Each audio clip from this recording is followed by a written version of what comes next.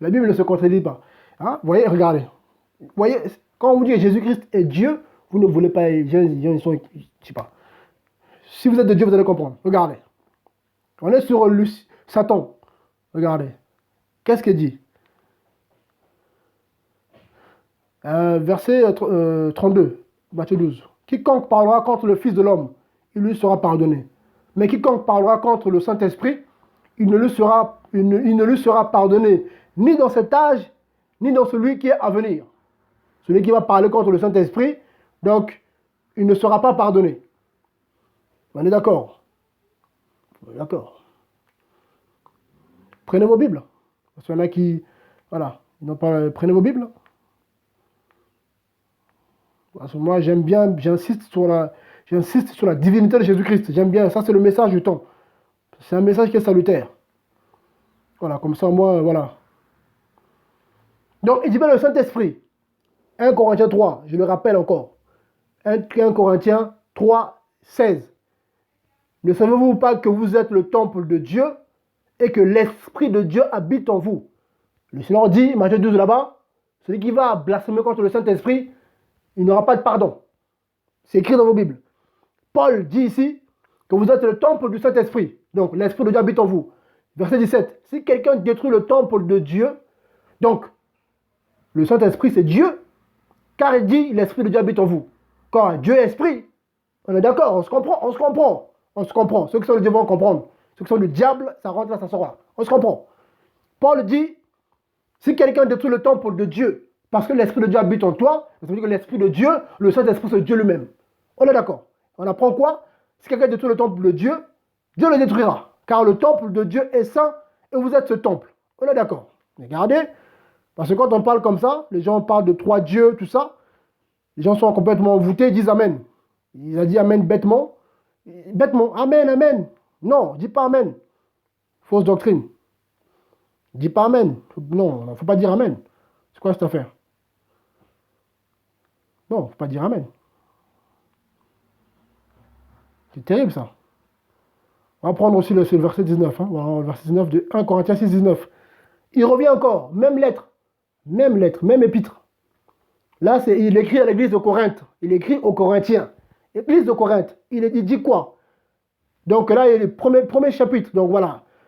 Premier chapitre, deuxième, voilà, il va au 6e chapitre. Qu'est-ce qu'il dit? Verset 19.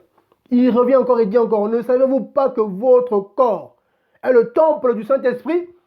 Donc, l'Esprit de Dieu, là, il s'agit dans 1 Corinthiens 3, c'est le Saint-Esprit. D'accord. Qui est en vous? Le Saint-Esprit qui est en vous. En tout chrétien. On est d'accord. Et que vous avez reçu de Dieu. Donc, l'Esprit de Dieu, c'est Dieu lui-même. Vous voyez? Donc, Dieu, c'est un titre.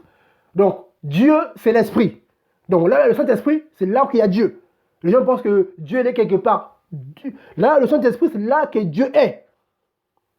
Vous voyez? C'est important parce que Dieu est infini. Il est infini. Vous voyez? Regardez la suite. Je sais pourquoi, je vous allez comprendre pourquoi je le dis. Regardez. Et qu'est-ce qu'il dit? Qui est en vous et que vous avez reçu de Dieu et que vous ne vous appartenez plus à vous-même. Ça fait bientôt 2 heures, que Dieu soit béni en tout cas. Vous voyez? Car vous avez été racheté à un grand prix. Vous voyez? Glorifiez donc Dieu dans votre corps et dans votre esprit qui appartient à Dieu. Donc nos corps, nos esprits appartiennent à Dieu. Qui? L'Esprit de Dieu. Qui? Le Saint-Esprit. D'accord. Donc le Saint-Esprit c'est Dieu. On est d'accord. Je finirai par ça. Regardez. Très important. Parce qu'il y en a qui ne savent pas. Il y en a qui savent. Mais là j'insiste là-dessus parce qu'il y a des gens qui m'appellent parfois. Oui mais Jésus-Christ. Il y en a qui m'appellent parfois pour être encouragé. Donc du coup je répète. Éphésiens 4. Éphésiens 4. Prenez vos Bibles. Notez. Il faut demander à vos pasteurs là-bas qui voient 3 dieux partout. Paul dit quoi? Là il écrit aux Éphésiens. Il a écrit aux Corinthiens, première lettre, il dit voilà, un seul esprit plutôt, l'Esprit de Dieu en vous, c'est le Saint-Esprit. Attention à toi, attention, c'est Dieu en toi, fais pas n'importe quoi, sinon il va te détruire. Avertissement. Là, il est dit aux Éphésiens. Éphésiens 4, qu'est-ce qu'il dit? Éphésiens 4, pour ça vite. Il dit quoi? Il y a un seul corps, un seul esprit. Éphésiens 4, il dit il y a un seul corps, un seul esprit, comme aussi vous êtes appelés à une seule espérance par votre vocation. Il y a un seul Seigneur, une seule foi, un seul baptême. Verset 6. Un seul Dieu et Père de tout. Un seul Dieu. Je ne comprends pas. Bien aimé, ça fait mal au cœur. Je comprends pourquoi beaucoup de chrétiens vont en faire, de faux chrétiens. Je comprends pourquoi. C'est tellement... Je sais pas. Il dit un seul Dieu et Père. Donc le Père, c'est Dieu. Et Dieu habite en vous. Donc Dieu, c'est le Saint-Esprit qui habite en vous. Donc c'est lui le Père. On est d'accord, oui. On est d'accord, oui. D'accord. Le même Paul qui a écrit le premier épître aux Corinthiens, qu'est-ce qu'il dit? Je sais, je ne comprends pas. Ça, c'est terrible. Beaucoup ne sont pas de Dieu. Beaucoup ne sont pas de Dieu. Beaucoup des chrétiens ne sont pas de Dieu parce qu'ils auraient compris ça. Je ne comprends pas. Que Dieu fasse grâce. Mais beaucoup ne sont pas de Dieu parce que je ne comprends pas. Moi, j'ai du mal à comprendre. Regardez. Quand on prend après, deuxième lettre de Paul aux Corinthiens. Là, il écrit une deuxième lettre. Le même Paul. 2 Corinthiens 13. Donc, celui qui a lu la première lettre, donc l'ancien de l'Assemblée, il lit la première lettre. Attention, bien-aimé, l'ancien, notre aîné de la foi dit, voilà, attention de ton Saint-Esprit, hein, 1 Corinthiens 3, voilà ce qu'il dit. Donc attention, l'Esprit de Dieu habite en nous, donc pas de bêtises, hein, parce que c'est Dieu en nous. Ah ok, Dieu en nous, d'accord, un seul Dieu, voilà, ok. Il réécrit une autre lettre, donc 2 Corinthiens. Qu'est-ce qu'il dit? Au 13e chapitre, au verset 5, je le répète encore, qu'est-ce qu'il dit? Ne reconnaissez-vous pas que Jésus-Christ est en vous? C'est une question qu'il pose. Donc toi chrétien, à qui on a dit que Jésus-Christ est au ciel, il n'est pas en toi. Paul te demande, ne reconnais-tu pas que Jésus-Christ est en toi? Après, il finit en disant quoi? À moins, peut-être, que vous ne soyez réprouvés. Donc en gros, voilà. À moins que vous ne soyez réprouvés. Oui. Mais celui qui reconnaît que Jésus-Christ est en lui, il ne peut pas être réprouvé. Donc c'est-à-dire que quand il dit ici, Jésus-Christ, il est en vous, donc celui qui lisait, donc il a compris. Donc les Corinthiens savaient que Jésus-Christ, c'est Dieu le Père. Parce que il y avait l'Esprit de Dieu, le Saint-Esprit, un seul Dieu, et celui le Père. Et Paul dit ici que Jésus-Christ est là en vous. Or, en nous, il y a un seul esprit, c'est le Saint-Esprit. Donc, si Jésus-Christ n'est pas le Saint-Esprit, donc il y a deux esprits en nous. Ça veut dire qu'il y a l'esprit de Jésus-Christ, et puis il y a le Saint-Esprit à côté. Donc, ça, c'est une doctrine de démon. C'est démoniaque, c'est satanique. C'est ça ce que je veux le faire croire aux chrétiens, les faux docteurs, les trinitaires qui voient 3 dieux partout. Ils voient 3 dieux partout, ça, je finis par ça. Hein, parce que ça, c'est le message du temps, c'est ça. Ramener la chose là où elle doit être. Voilà, poser les chrétiens sur la doctrine, à savoir un seul Dieu et Père, c'est l'Esprit de Dieu en nous, le Saint-Esprit. Et Paul appelle le Saint-Esprit Jésus-Christ. Alors, maintenant vous allez dire quoi? Paul s'est trompé? Ah non, mais Paul, non, il n'y a pas de non. Celui qui met non, soit tu n'es pas éclairé, Dieu te fasse grâce, sinon tu es du diable. Voilà. Si tu restes dans ce raisonnement-là, non, Jésus-Christ n'est pas le Père, tout ça, c'est pas possible. Si tu meurs dans ça, tu n'iras pas au paradis, parce que le paradis, c'est Jésus-Christ qui règne, c'est lui le Père. Tu iras vers le Père qui s'agit, dont eux, ils vous parlent. Sinon, un autre Père, à savoir le diable. C'est ça la ruse. Hein. Ils vont essayer d'écarter Jésus-Christ.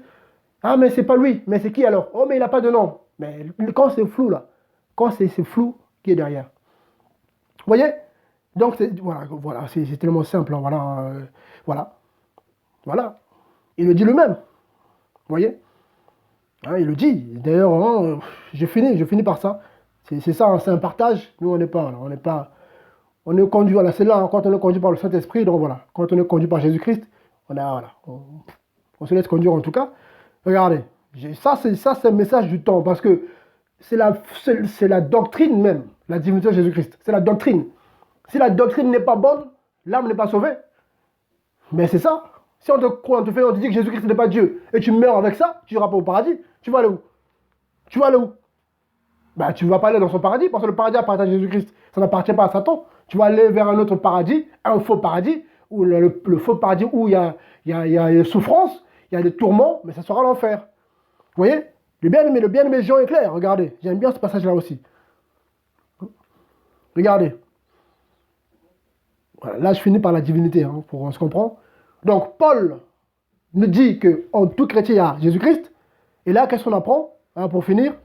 Après, j'ai fini là. Au verset 6, 1 Jean 5, qu'est-ce qu'il dit? C'est Paul qui parle, hein, bien de me vérifier. Hein. 1 Jean 5, 6. Voilà. Ce Jésus. Là, c'est Jean qui parle plutôt. Voilà. Ce Jésus, le Christ, qui est venu à travers l'eau et le sang. Ce Jésus, le Christ, il n'y a pas de Jésus. Les vrais, parce qu'il y a les faux Jésus. Ce Jésus, le Christ, qui est venu à travers l'eau et le sang. Et pas seulement avec l'eau, mais avec l'eau et le sang. Et c'est l'Esprit qui rend témoignage. Et c'est l'Esprit qui rend témoignage. Or, l'Esprit est la vérité. Vous voyez? Verset 7. Car il y a trois dans le ciel qui rendent témoignage. Le Père, pas Dieu le Père. Le Père, la parole et le Saint-Esprit. Écoutez bien. Ces trois-là ne sont qu'un. Écoutez bien, verset 8. Vous allez comprendre pourquoi. Il y en a aussi trois qui rendent témoignage sur la terre. À savoir, l'Esprit. Or, au verset 6, on apprend quoi? C'est ce Jésus le Christ qui est venu à travers l'Esprit, à travers l'eau et le sang.